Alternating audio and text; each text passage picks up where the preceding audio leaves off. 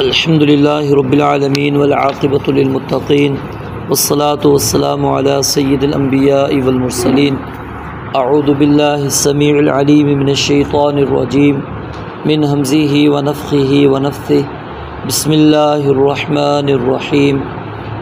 ان الصفا والمروۃ بے شک صفا اور مروہ من شعائر اللہ اللہ تعالیٰ کی نشانیوں میں سے ہے۔ شعائر یہ شعیرتن کی جمع ہے۔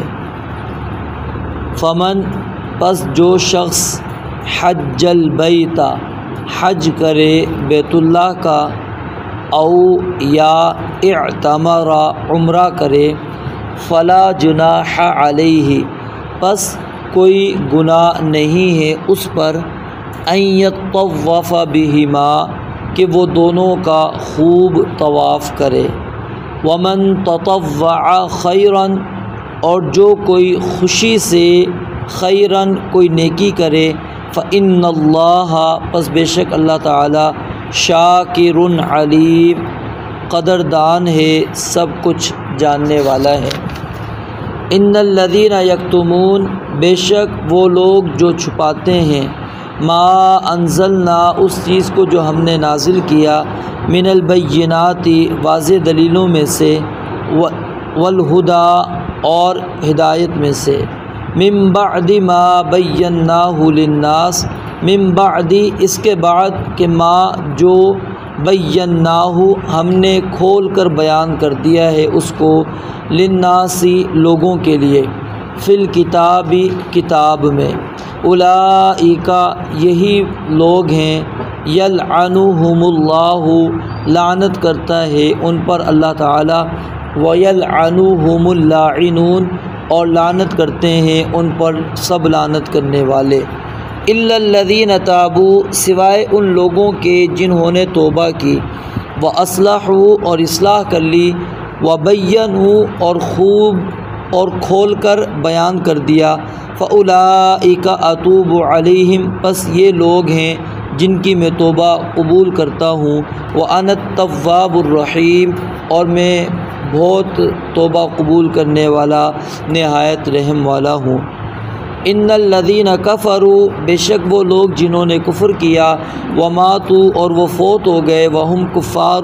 اور اس حال میں کہ وہ کافر تھے اولئک علیہم یہی وہ لوگ ہیں ان پر لعنت اللہ اللہ تعالیٰ کی لعنت ہے والملائکۃ اور فرشتوں کی والناس اجمعین اور سب لوگوں کی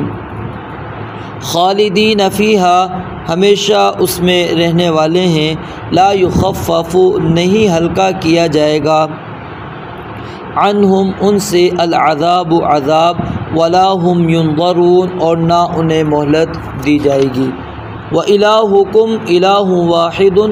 اور تمہارا معبود ایک ہی معبود ہے لا الہ الا ہو نہیں ہے کوئی حقیقی معبود مگر وہی الرحمن الرحیم بے حد رحم والا نہایت مہربان ہے۔ ان الصفا والمروۃ بے شک صفا اور مروہ من شعائر اللہ اللہ تعالیٰ کی نشانیوں میں سے ہے۔ فمن حج البیت پس جو شخص حج کرے بیت اللہ کا او اعتمر یا عمرہ کرے فلا جناح علیہ پس نہیں ہے گناہ اس پر ان یطوف بہما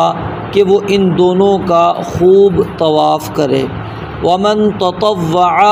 اور جو کوئی خوشی سے کرے خیراً کوئی نیکی فإن اللہ پس بے شک اللہ تعالی شاکر علیم قدردان ہے سب کچھ جاننے والا ہے۔ ان الذین یکتمون بے شک وہ لوگ جو چھپاتے ہیں ما اس چیز کو جو انزلنا ہم نے نازل کیا من البینات واضح دلیلوں میں سے والہدی اور ہدایت میں سے من بعد ما بیناہ اس کے بعد کہ ہم نے اسے واضح کر دیا ہے اس کو کھول دیا ہے للناس لوگوں کے لیے فی الکتاب کتاب میں اولئک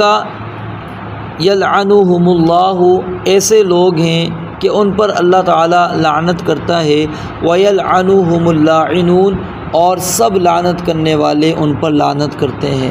الا الذین تابوا، سوائے ان لوگوں کے جنہوں نے توبہ کی، واصلحوا، اور اصلاح کر لی، وبینوا، اور کھول کر بیان کر دیا، فاولئک اتوب علیہم، بس یہ لوگ ہیں جن کی میں توبہ قبول کرتا ہوں، وَأَنَا التَّوَّابُ الرَّحِيمُ، اور میں ہی بہت توبہ قبول کرنے والا نہایت رحم والا ہوں۔ ان الذین کفروا، بے شک وہ لوگ جنہوں نے کفر کیا، وماتوا، اور وہ فوت ہو گئے، وہم کفار، اور اس حال میں کہ وہ کافر تھے، اولئک علیہم لعنت اللہ،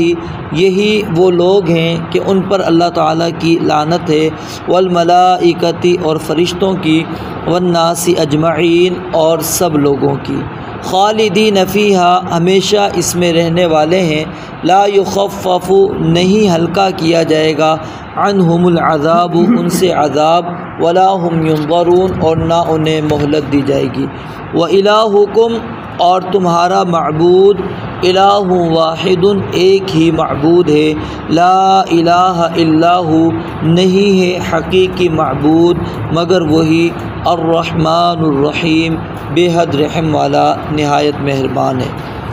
پہلی آیت مبارکہ، اس کے شان و نزول کے اندر 3 قسم کی روایات آتی ہیں۔ پہلی روایت اس کے متعلق یہ آتی ہے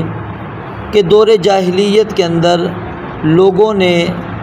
صفا اور مروہ کی سعی کو بالکل چھوڑ دیا تھا، ترک کر دیا تھا، اور سعی نہیں کیا کرتے تھے، بلکہ وہ منات نامی بت کا طواف کرتے تھے، اور پھر جب وہ مکہ آتے تھے تو وہ سمجھتے تھے کہ اب ہم اگر صفا اور مروہ کا طواف کریں گے تو یہ گناہ ہوگا، تو اللہ رب العالمین نے اس پر یہ آیت نازل کر دی۔ اور اسی طرح نبی مکرم صلی اللہ علیہ وآلہ وسلم کے پاس کچھ لوگ آئے اور انہوں نے یہ بات کہی کہ کیا ہم صفا اور مروہ کے درمیان میں سعی کریں، یا جس طرح کے دور جاہلیت کے اندر لوگ اس کے اندر سعی کرنے کو گناہ سمجھتے تھے، ہم بھی اس کو گناہ سمجھیں۔ اور اس کے پیچھے ایک پس منظر یہ بیان کیا گیا، نبی علیہ السلام نے بیان فرمایا کہ وہ 2 قبائل تھے عرب کے، ایک ازد اور دوسرا غسان، وہ ایک بت تھا منات الطاغیہ، وہی جو منات اوپر بتایا، ٹھیک ہے، اس کی وہ پوجا کرتے تھے، اور انہوں نے مشلل پہاڑی پر اس کو نصب کر رکھا تھا، تو جب وہ جاتے تھے وہاں پر اس کا طواف وغیرہ کر کے واپس آتے اور پھر یہاں پر پہنچتے تھے، تو نبی علیہ السلام سے جب یہ سوال کیا گیا تو آپ علیہ السلام نے فرمایا کہ کیوں نہیں سعی کرو، لازمی طور پر کرو، کیونکہ یہ سعی صفا اور مروہ کی یہ ابراہیم علیہ السلام کے زمانے سے چل رہی ہے،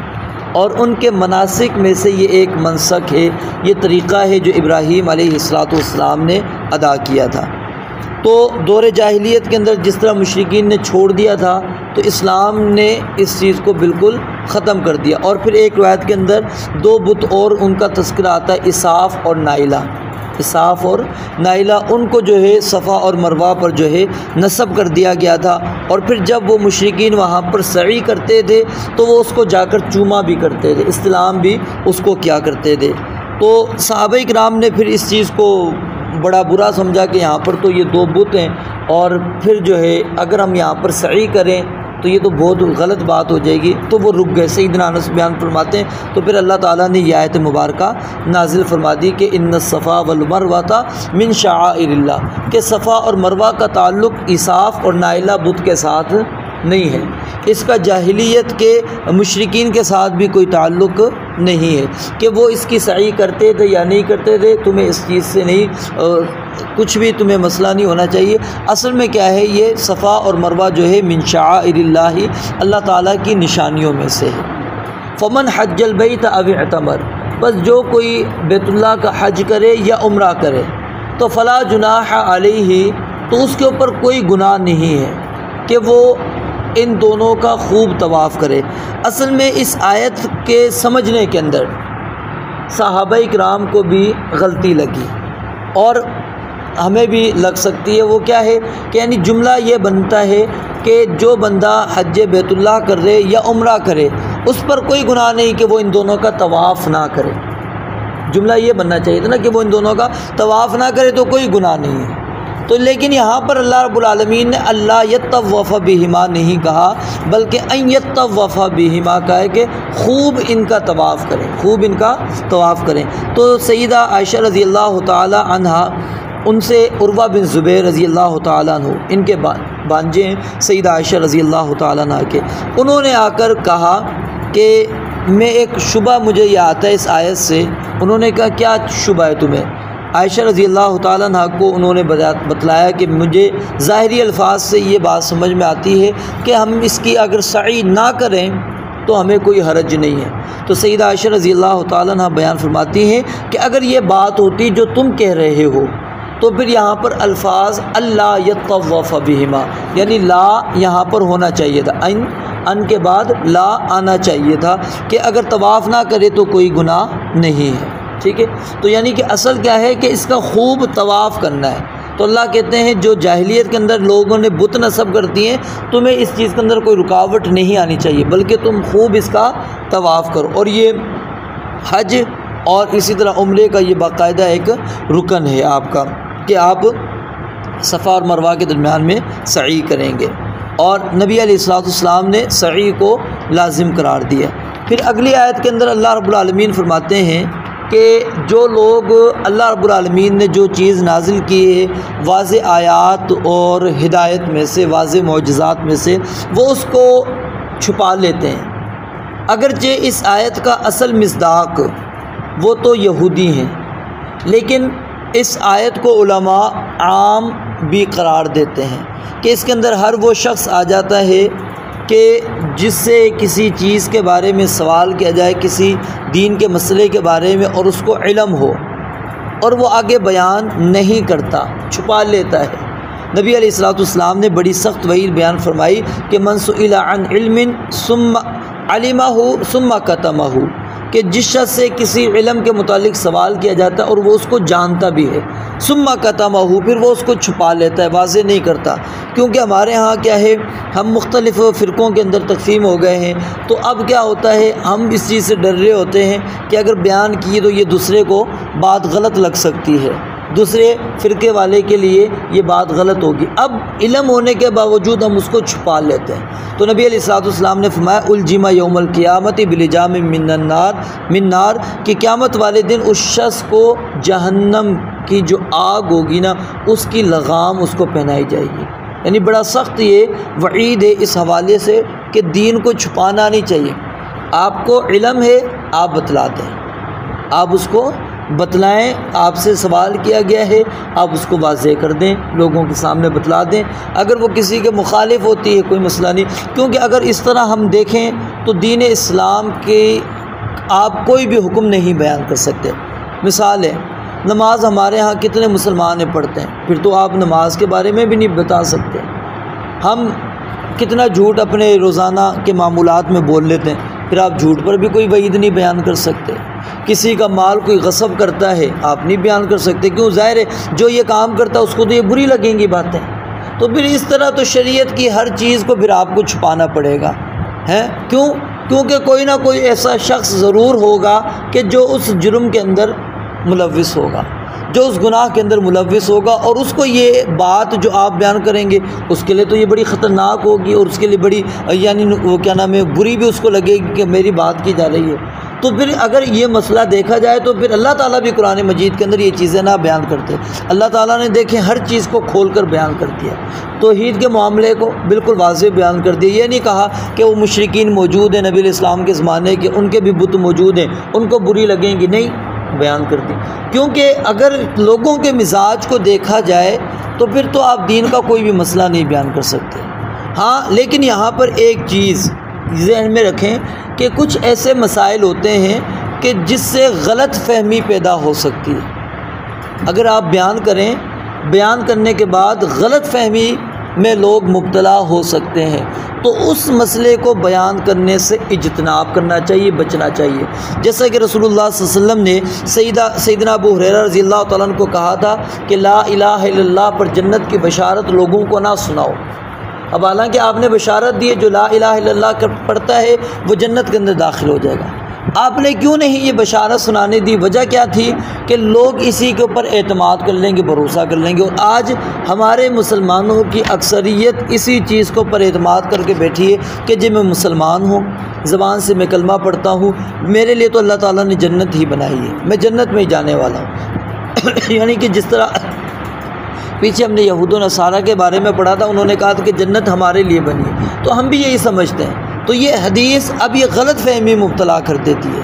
انسان سستی کے اندر آ سکتا ہے۔ تو نبی علیہ السلام نے سیدنا ابو ہریرہ سے کو منع فرما دیا کہ نہیں، تم نے یہ بات نہیں بیان کرنی۔ پھر سیدنا ابو ہریرہ نے یہ بات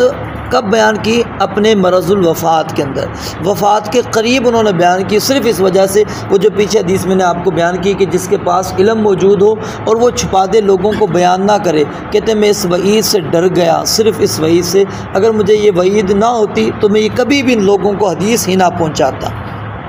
یہ میں اسی طرح اپنے سینے میں رکھ کر چلا جاتا۔ لیکن کیوں بیان کیا کہ کل اللہ نے اگر سوال کر لیا کہ نبی علیہ السلام کو تمہارے پاس فرمان تھا، کیوں نہیں آگے تک پہنچایا؟ اور اسی طرح سیدنا ابو ہریرہ، سیدنا علی رضی اللہ تعالیٰ عنہ بیان فرماتے ہیں لوگوں سے وہ بات بیان کرو جسے وہ سمجھ سکیں۔ کیا تم یہ بات پسند کرتے ہو کہ تمہاری وجہ سے اللہ اور اس کے رسول کو جھوٹا کہا جا سکے؟ یعنی جب ہم بات کریں اور بات آگے سمجھا بھی نہ سکیں یا پھر سمجھنے والے کو غلطی لگ جائے تو ظاہر ہے وہ کس کو غلط کہے گا؟ اللہ اور اس کے رسول علیہ الصلوۃ والسلام کو۔ تو کہا کہ ایسی باتیں ہی نہ کرو کہ جو لوگوں کا ذریعہ بنے کہ اللہ اور اس کے رسول علیہ الصلوۃ والسلام کو وہ جھوٹا کہہ دیں۔ تو اس لیے کچھ ایسے مسائل ہوتے ہیں کہ جس کو لوگوں کے اندر بیان نہ ہی کیا جائے تو بہتر ہے، اور اسی کے اندر وہ جو مشاجرات صحابہ ہیں، صحابہ کرام کے آپس کے جھگڑے ہیں، تنازعات ہیں، جو آپس کے اختلافات ہیں، جو ان کے آپس کے معاملات ہو چکے ہیں، یہ ہمارا عنوان ہی نہیں ہے، اس کو ہمیں خاموشی کے ساتھ رہنا چاہیے۔ کیونکہ اس کے اندر جب بھی آپ بیان کریں گے ظاہر ہے آپ کو قرآن سے تو کچھ نہیں ملنے والا، حدیث سے بھی کچھ ملنے والا نہیں ہے، کیونکہ قرآن اور حدیث تو پہلے ہی مکمل ہو چکے ہیں، یہ تو بعد کے معاملات ہوئے نا۔ تو اب یہ کہاں سے ملیں گے؟ تاریخ سے ملیں گے، اور تاریخ کے اندر دونوں قسم کی روایات آپ کو ملیں گی۔ مجھے جو پسند لگے گی میں وہ بیان کروں گا، آپ کو جو اچھی لگے گی آپ وہ بیان کریں گے۔ تو تاریخ میں تو کیا ہے، وہ ایک اس کی مثال اس طرح ہوتی ہے نا، جس طرح کوئی بندہ جنگل کے اندر چلا جائے، رات کا اندھیرا ہو، وہ رات کو وہ کیا ہے لکڑیاں جمع کر رہا ہے، اب وہ جمع کرتے کرتے سانپ بھی ساتھ لے کر آ جاتا ہے، وہ اس کو لکڑی سمجھ بیٹھتا ہے، اس کو کہتے ہیں حاطب اللیل، کہ رات کو ایندھن جمع کرنے والا۔ رات کو ایندھن جمع کرنے والا وہ فرق نہیں کر پاتا یہ لکڑی یہ جلنے کے قابل ہے یا نہیں ہے، یہ واقعی لکڑی بھی ہے یا لکڑی نہیں، وہ ہر چیز کو اکٹھا کرتا ہے، باندھتا ہے اور اٹھا کر اپنے کندھے پر لے آتا ہے۔ تو تاریخ کے اندر اصل میں یہ چیزیں موجود ہیں، اس میں ہر طرح کی چیزیں موجود ہیں۔ جس طرح ہم نے یعنی احادیث کے اندر آپ پڑھتے ہیں باقاعدہ ایک سند ہوتی ہے، روایت ہوتی ہے کہ فلاں نے فلاں سے بیان کیا، فلاں نے فلاں سے، حتیٰ کہ نبی علیہ الصلوۃ والسلام تک وہ روایت بالکل سند کے ساتھ پہنچتی ہے۔ لیکن تاریخ کے اندر کہیں پر بھی آپ کو یہ چیز نہیں ملے گی کہ یہ واقعہ آپ نے سنا تو کس سے سنا، کس نے سنایا۔ تاریخ لکھنے والا بعد میں پیدا ہو رہا ہے، وہ واقعہ 2-4 صدی پہلے کا ہے۔ اب میں پچھلے واقعات کو اگر لکھنا چاہوں کیا لکھ سکوں گا؟ میں تو کچھ نہیں جانتا۔ اب میں پھر کیا ہوگا، اپنا ایک ذہن لگاؤں گا اور خود ہی پھر واقعات کو جوڑتا جاؤں گا، اچھا یہ اس کی ایک چھوٹی سی مثال دیتے ہیں۔ سورہ یوسف ہے نا، اللہ تعالیٰ نے قرآن مجید کے اندر یوسف علیہ السلام کا قصہ بیان کیا ہے، آپ پڑھ لیں کتنے رکوع پر ہیں، 12 رکوع ہیں شاید یا 13 رکوع ہیں، ٹھیک ہے۔ لیکن جب اس پر فلم جو بنائی گئی ہے وہ میرے خیال میں 80-90 قسطوں کے اوپر 80-90 گھنٹوں کے اندر فلم بنا دی گئی ہے۔ اب 80-90 گھنٹے بنتے ہیں یہاں پر، وہ کیا ہے ظاہر ہے پھر جو فلم بنائی جاتی ہے وہ ایک کہانی ہوتی ہے، پھر وہ کہانی کو کہانی سے خود جوڑتے کچھ قرآن کا بھی لیں گے، کچھ اپنی طرف سے بھی بنائیں گے، وہ 80-90 گھنٹے تو ایسے ہی جا کے بنیں گے نا۔ تو بہرحال یہ ایک سمجھانے کے لیے بات ہے کہ تاریخ کے اندر پھر کیا ہے یہ ساری چیزیں آ جاتی ہیں۔ تو اس لیے ایسے موضوعات جو لوگوں کو شکوک و شبہات کے اندر لے کر جا سکتے ہوں، یا لوگوں کے اندر کوئی فتنے کا اندیشہ ہو، کہ لوگ فتنے کے اندر مبتلا ہو سکتے ہیں، تو ایسی چیزیں بیان نہیں کرنی چاہیے، اس کو چھپانا چاہیے۔ اور چھپانے کا مقصد یہ نہیں ہے کہ آپ دین کو چھپا رہے ہیں، صرف آپ لوگوں کو فتنے سے بچانا چاہ رہے ہیں کہ لوگ فتنے کے اندر مبتلا نہ ہوں۔ ہاں نجی مجلس سے الگ آپ سے کوئی آ کر پوچھتا ہے، وہاں پر ہر کوئی بیان کرتا ہے، عالم سے بھی آپ پوچھیں گے وہ آپ کو مسئلہ واضح طور پر سمجھائیں گے، لیکن کیوں کہ جب جیسے مثال خطبہ دیا جائے، اب اس میں ہر قسم کے لیول کے لوگ ہوتے ہیں، کسی کو بات سمجھ میں آتی ہے، کسی کو نہیں آتی، کوئی شروع میں آتا ہے، کوئی آخر میں، کوئی درمیان میں۔ اب اس نے تھوڑی سی بات سنی ہوتی ہے، وہ پوری کہانی خود بنا لیتا ہے۔ جس نے پوری سنی ہوتی ہے اس کو تو سمجھ میں آتی ہے کہ یہ کس تناظر کے اندر بات کی گئی۔ پچھلے سالوں کی بات ہے، ایک دفعہ میں نے رمضان المبارک کے آخری جمعے میں شاید میں نے کہا کہ یہ جو نماز پڑھی جاتی ہے نا، کون سی نماز ہے جو سارے نماز ختم کروا دیتی، نام ابھی میرے ذہن سے نکل گیا، وہ جو پوری نمازوں کی قضائے عمری، میں نے کہا قضائے عمری نہیں پڑھنی، لوگ پڑھتے ہیں اس طریقے سے۔ تو ایک بندہ آ کے جمعے کے بعد مجھ سے پوچھتا ہے، مولوی صاحب یہ کیا کیا صورت پڑھنی ہے؟ میں پھر پچھتا رہا، میں نے کہا شاید مجھے یہ بیان ہی نہیں کرنا چاہیے تھا، کہ مطلب کیا ہے، اس نے یہ سمجھا کہ شاید یہ نماز کا طریقہ مولوی صاحب نے بتا دیا کہ اس انداز میں پڑھو ضرور۔ میں نے حالانکہ نفی کی تھی،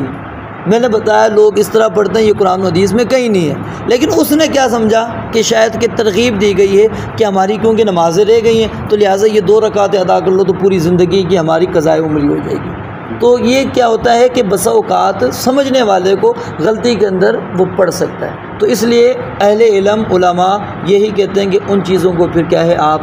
اسکپ کر دیں، اس کو چھپا لیں، اس کو بیان نہ کریں، صرف فتنے کے اندر لوگ مبتلا نہ ہو سکیں۔ ہاں پھر آگے اللہ رب العالمین فرماتے ہیں جو توبہ کر لیں، یعنی دین تھا واضح تھا،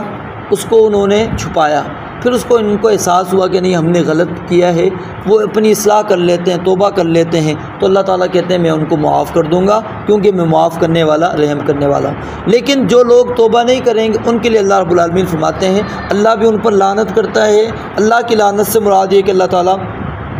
اپنی رحمت سے ان کو دور کر دیتا ہے، اور لوگوں کی لعنت سے مراد یہ کہ لوگ دعا کرتے ہیں کہ اللہ تو ان کو اپنی رحمت سے دور کر دے۔ اور آگے اللہ رب العالمین نے فرمایا کہ مگر جو لوگ جنہوں نے کفر کیا اور کفر کی حالت میں ہی وہ فوت ہو گئے، تو ایسے لوگوں کے اوپر بھی کیا ہے اللہ کی لعنت ہے۔ تو یہاں پر یہ مسئلہ سمجھ لیجئے، کسی معین شخص کو آپ کسی کو نام لے کر آپ لعنت نہیں کر سکتے، کسی بھی زندہ شخص کو جو چاہے مسلم ہو یا کافر ہو آپ اس کو لعنت نہیں کر سکتے، یہ منع کیا ہے اسلام نے۔ ہاں عموماً آپ کہہ دیتے ہیں جیسے مثال ہے جی شرک کرنے والے لوگوں کے اوپر لعنت ہو، کوئی مسئلہ نہیں، اب اس کے اندر آپ نے ایک گروہ کو لے کر آئے، ایک شخص کو نہیں کیا، لیکن آپ اگر کسی شخص کو کہیں گے یہ غلط ہے، تو کسی شخص کا تعین کے ساتھ لعنت کرنا یہ درست نہیں ہے۔ فرمایا کہ اولئک علیہم لعنت اللہ، جو لوگ کفر کی حالت میں فوت ہو جائیں گے ان پر اللہ کی بھی لعنت ہے، فرشتوں کی بھی اور تمام لوگوں کی بھی، اور ہمیشہ ہمیشہ وہ اللہ کی لعنت میں رہیں گے، یعنی اللہ کی رحمت سے دور رہیں گے۔ لا یخفف عنہم العذاب، اور ان سے عذاب بھی کم نہیں کیا جائے گا، ولا هم ینظرون، اور نہ ہی انہیں مہلت دی جائے گی۔ یعنی یہ وہ لوگ ہیں جو کفر کی حالت پہ فوت ہو گئے، اس دنیا سے چلے گئے، اب ان کا ٹھکانہ اللہ تعالیٰ فرماتے ہیں وہ پکا پکا کیا ہے جہنمی ہے، اور یہ مسلمانوں سے ہٹ کر گروہ ہے، یہ بھی سمجھ لیں، یہ مسلمانوں سے ہٹ کر گروہ ہے، کیونکہ مسلمان جس کے دل کے اندر نبی علیہ السلام نے فرمایا ایک رائی کے دانے کے برابر بھی ایمان موجود ہوگا نا، اللہ رب العالمین اس بندے کو جہنم سے نکال کر جنت میں ڈال دیں گے، یعنی بالکل تھوڑا سا بھی ایمان ہے وہ بندہ جہنم میں ہمیشہ رہنے والا نہیں، ہمیشہ ہمیشہ جہنم میں رہنے والے کافر ہیں۔ پھر آگے اللہ رب العالمین نے یہ بات بیان فرمائی وَإِلَٰهُكُمْ إِلَٰهٌ وَاحِدٌ، کہ یہ بات کیوں ہم نے بیان کی ہے کہ تم نے لوگوں کے سامنے حق کو واضح کرنا ہے، بیان کرنا، اس کی وجہ یہ ہے کہ تم سب کا معبود ایک ہے، وہ چاہے یہودی ہیں، عیسائی ہیں، مسلمان ہیں، سب کا معبود الہ ایک ہی ہے۔ تو جب سب کا معبود ایک ہی ہے، وہی چیزیں جو تمہاری کتابوں کے اندر موجود ہیں اس کو کیوں چھپاتے ہو، لوگوں کو بیان کرو، اسی کو اللہ رب العالمین نے نازل کیا ہے لا الہ الا هو الرحمن الرحیم۔ اور کیوں یہ چیز بیان کرنی ہے؟ کیونکہ اللہ رب العالمین کے سوا کوئی اور عبادت کے لائق ہی نہیں ہے۔ اور یہاں پر لا الہ الا ہو، اس کا ترجمہ عموماً جو کیا جاتا ہے وہ یہی کیا جاتا ہے کہ نہیں ہے کوئی معبود، یہ ترجمہ درست نہیں ہے۔ صحیح ترجمہ کیا ہے؟ حقیقی معبود نہیں ہے، سچا معبود نہیں ہے، کیونکہ جھوٹے معبود ہیں اور قرآن نے ثابت کیا ہے، قرآن نے بھی دوسرے جو معبودان باطلہ اس کو مانا ہے۔ ذالک بأن اللہ هو الحق وانما يدعون من دونه الباطل، اللہ کہتے ہیں اللہ ہی حقیقی معبود ہے، باقی جن کو تم پکارتے وہ باطل ہے۔ تو اللہ نے ان کے الہ ہونے کو تسلیم کیا ہے، مانا ہے، کیونکہ لوگوں نے ان کو الہ بنایا ہوا ہے۔ تو اس لیے علماء کہتے ہیں یہاں پر لا معبود بحق، یہ ترجمہ کرنا ہے کہ نہیں ہے حقیقی معبود، سچا معبود الا ہو، مگر اللہ تعالیٰ ہی، الرحمن الرحیم، جو نہایت رحم والا نہایت مہربان ہے۔ رب العالمین سے دعا ہے اللہ تعالیٰ سمجھنے عمل کرنے کی توفیق عطا فرمائے۔ وآخر دعوانا الحمدللہ رب العالمین۔